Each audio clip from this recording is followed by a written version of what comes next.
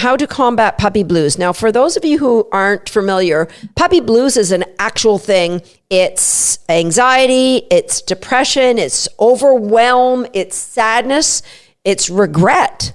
Having owned a puppy for a set amount of period of time, and that a set amount of period of time could be different for everybody, there's something called puppy blues that may kick in. Buyer's regret or buyer's remorse, I don't know. So somewhere between those two very real things is something called puppy blues. Now, I'm going to give you my approach to it. It's very much taken from my approach to competing at a world championship, but I will tell you that I have never suffered from puppy blues, and I believe it's this approach that saves me.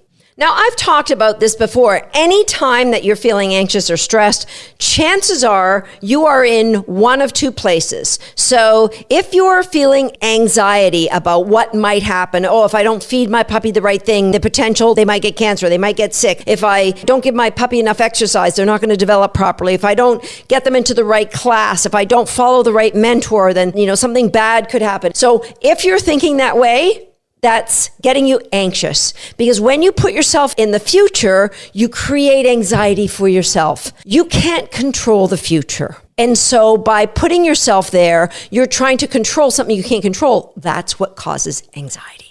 Right? Now, the other place you might be is you might be looking at some of the things that have already happened. Maybe, you've had some mishaps with your puppy. You might be blaming yourself. If I hadn't have left the garbage out, they might not have got sick. If I hadn't have let the dog have so much line out of the park, they might not have got jumped by that other dog. It's all my fault. I don't know. What is this going to do to that puppy? And so when you're living in the past, you create depression for yourself. You're thinking, I never got that puppy socialized, and it's all my bad, and now my puppy is just going to be in a horrific place, and they're never going to be properly socialized. You are living in the past. You're trying to change something that can't be changed.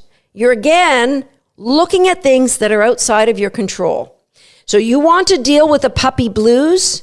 Think about what is in your control right now. Your ability to learn. There's over 200 podcasts here. Every single one of them will give you really good dog training information, 100% free for you.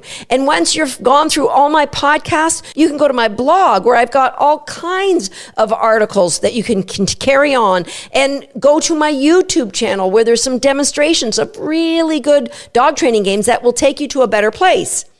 Those are things that are in your control. Do one positive thing. Learn one new thing every day. That's going to change your state. Think about what you can do that's going to help your puppy moving forward in that training, moving forward in the number one challenge that you're faced with.